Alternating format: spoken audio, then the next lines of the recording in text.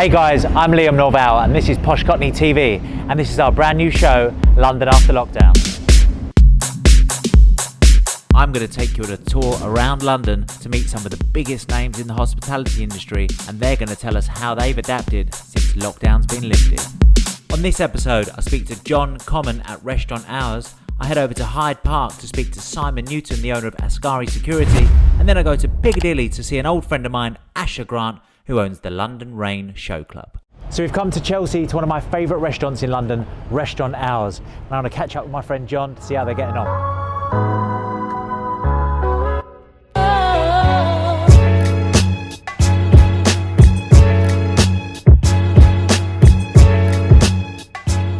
John, thank you so much for inviting us into Restaurant Hours. How have you been?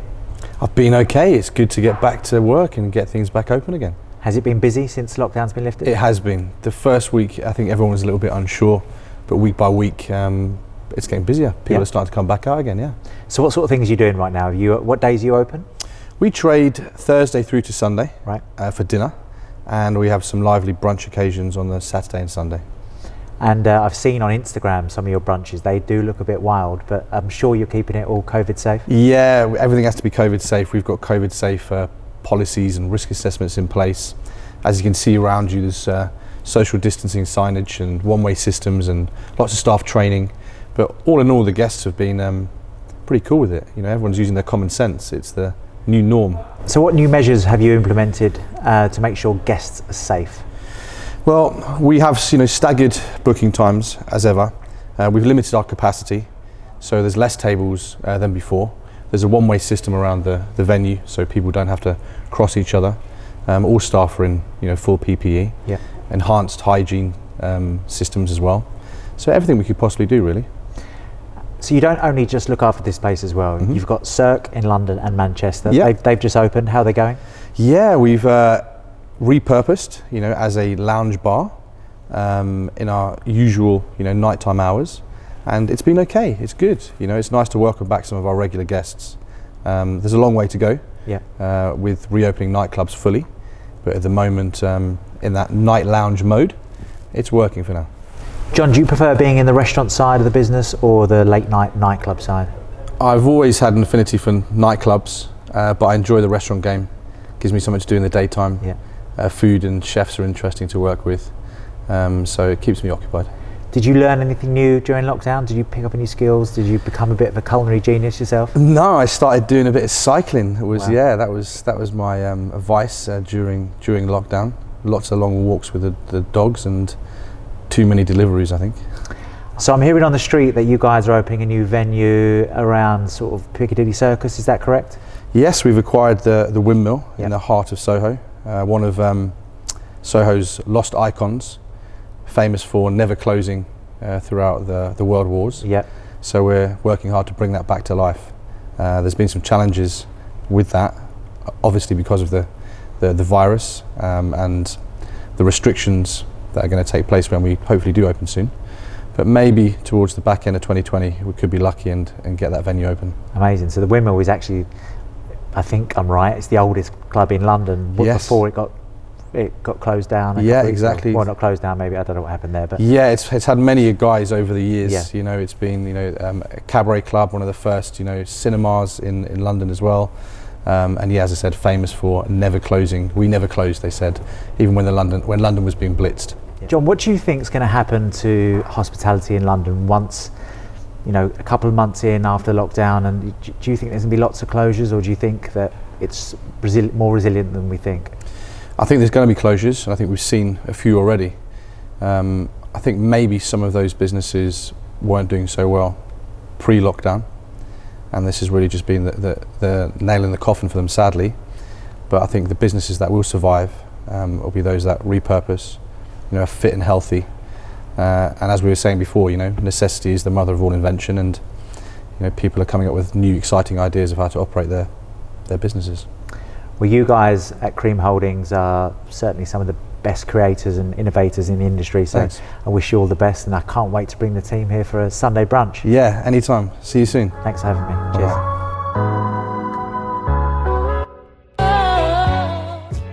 So we're here in Hyde Park. I'm right in the centre where many of you would have been for things like British Summertime and Winter Wonderland. It's an incredible place for outdoor events, and hopefully we'll see some towards the end of this year. I'm going to go and speak to a friend of mine called Simon Newton, who owns a company called Ascari Security, and we'll find out how they've adapted since lockdown's been lifted. Let's go and check it out.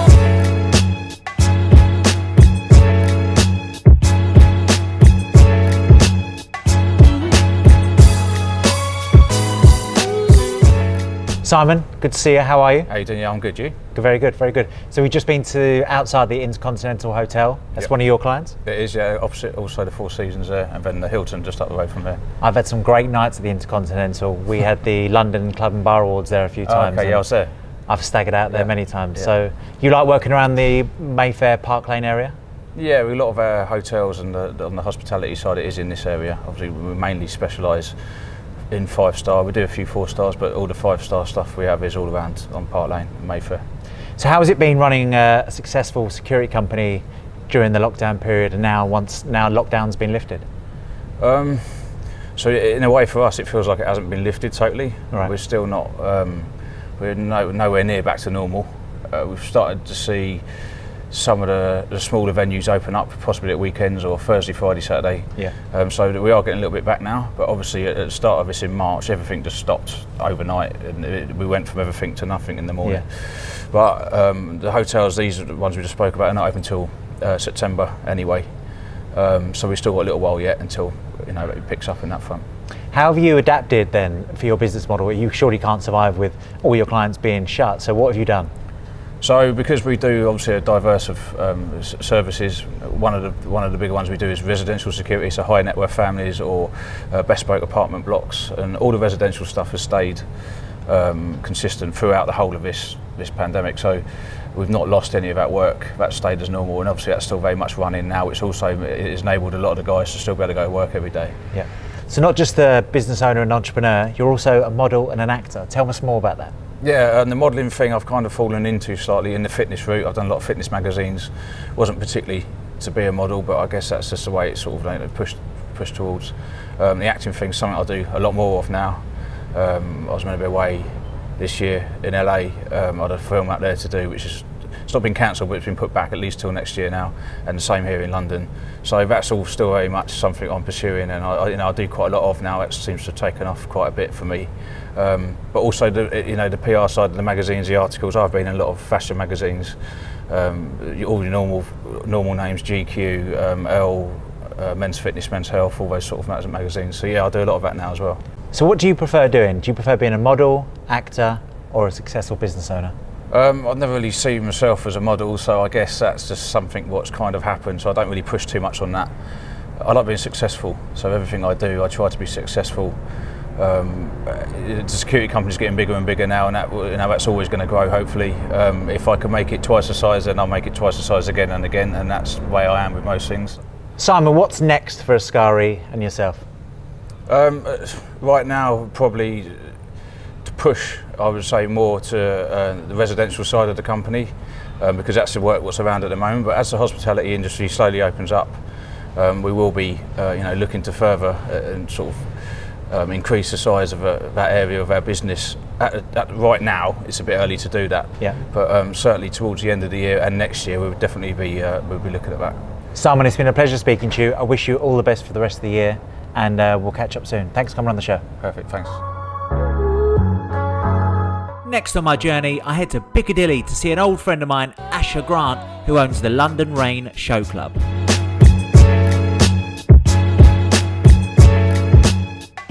Asher, thank you very much for inviting me to the world famous Rain Club. Don't be silly. Thank you for coming. It's a little bit different at the moment, but it's nice to have you in. How have you been? Yes, very well. Adjusting, different pace of life, obviously, and I think in a weird way, it's been a bit of a gift for a lot of people. I've tried to read as much as possible, get a couple of extra runs in, but for the most part, it's been really nice. Obviously, incredibly frustrating and uncertain, always throwing new challenges at us, but I think we're going to come out of it stronger, which is nice. Well, you look fantastic. I've seen on Instagram you're training every day I mean, I train a lot, but you are. I mean, yeah, you inspired me because I saw you go for a really insanely long run, and I thought if Liam can do it, I've got no excuse. But you're looking incredibly sharp as well. Thank you very much. I'm enjoying this. 28 kilos I lost. Wow. So I'm feeling good. Congratulations. Thank That's you. incredible. So what's new with Rain now? I mean, there's some clubs in London that have opened as like a lounge. Are you following the same trend? So we are looking at all the options, and actually we're looking at potentially opening any day now. It's a tricky situation because we want to be able to support our staff and give them the right to earn a living, but the asset, which is the venue and the license, is so valuable that there's a fine balance between risk and reward. So we are looking at all of the options, and it's just so hard because Rain specifically, maybe more than some of the other venues, is all about that experience, and it's big and it's brash and it's exciting and it's confetti falling from the roof and performers flying over your head. Yeah. And turning it into a lounge for the sake of turning it into a lounge, almost it would be like driving a Ferrari down a really slow street. So we are looking at all of the options, and we want to support our staff as much as we can. And I can't say 100% if we're going to pull the trigger on it yet.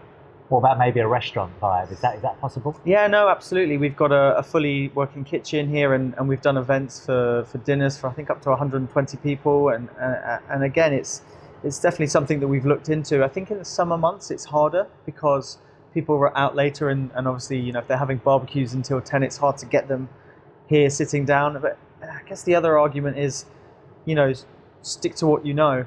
And we are not a restaurant. The kitchen's not huge, obviously, like a normal 120 head restaurant. So these are all things that we've looked into, and we are making cautious decisions. I sound like Boris Johnson, don't I? But yeah, trying to make the right decisions, trying to be as patient as possible, which is difficult.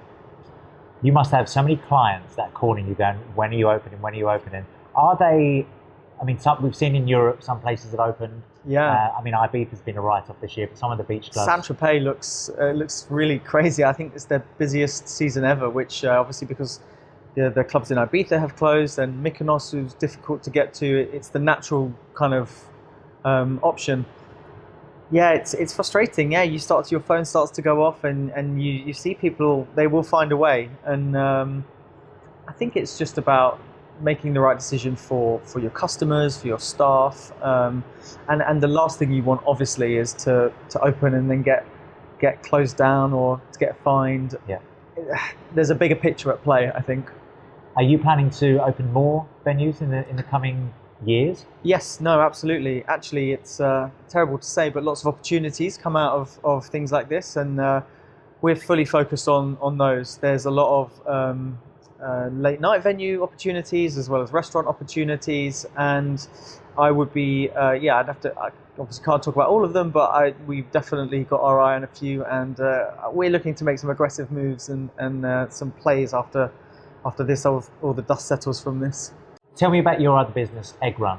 Yeah, sure. So Egg Run is a grab and go kind of egg based concept. No surprises there, and we're looking at targeting the kind of cash rich but time poor commuters and office workers across London. We kind of we want to make a really amazing, healthy, fresh, organic, right in front of your eyes kind of egg offerings, and at a reasonable price point.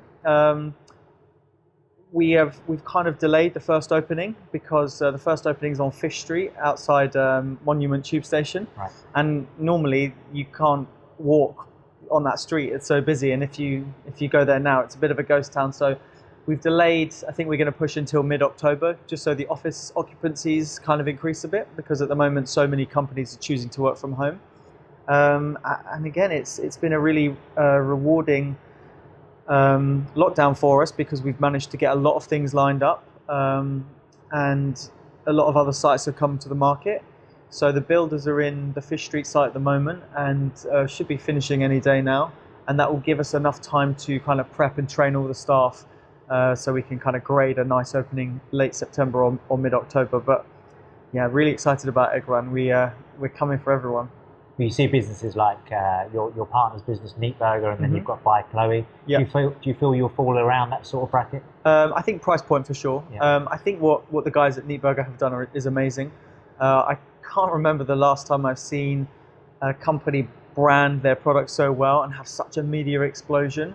I guess it's been harder for the guys by Chloe because it's obviously slightly further away, but obviously the group has done so well internationally. I think we'll definitely fall into that category. We'll probably end up competing on a daily basis with sort of Pretz and Leon's, as well as Honest Burgers in the evening. So yeah, the full scope, I think. Let's go back to clubs then. So what do you think is the future for Clubland in London? It's a hard question. Yeah. It's a great question. It hurts me to think the potential that it could not go back, for me, almost isn't worth thinking about. And I back London to come back. I back people in this city will always want a release. I think there will have to inevitably be some measures that do take place. But if it ends up that in 5 years you're still coming into a venue and having your heat temperature scanned and things like that, I think that would be a really sad day for our industry, because one of the things that's amazing about London, we having so many amazing industries, but the F&B space and the nighttime venues are, I honestly think, world class. And operators here, and I'm talking about my competition here, but they've been so creative with the small spaces that they have. You have places like Cirque or the Box, and you don't have any places like that in the rest of the world. So it's a real testament, I think, to London, the nightlife that we have. And I really hope that it doesn't change too much. And I do back that London will stand strong, and who knows, but I think everyone likes a night out. For sure, I certainly do, and so do you. Yeah, for sure. Talking about Boris Johnson, you seem to, everything you touch, be a success. So when are you running for Prime Minister? When's Kanye done with America? I'll see when he's no plans to ever get into politics. I'm enjoying this life a little bit more. Well, listen, I wish you all the best for the rest of the year, and we'll come back again with the crew and enjoy the rain experience. I would love that. Yeah, when we're back firing on all cylinders, I'd love to have you guys back in. And fingers crossed there'll be no temperature scans at the door. Yeah. Thank you, Asher. Perfect. Thanks, man. So thanks for watching Posh Cockney TV. I really hope you enjoyed the episode. If you did, please subscribe below and hit the bell to be notified on future shows.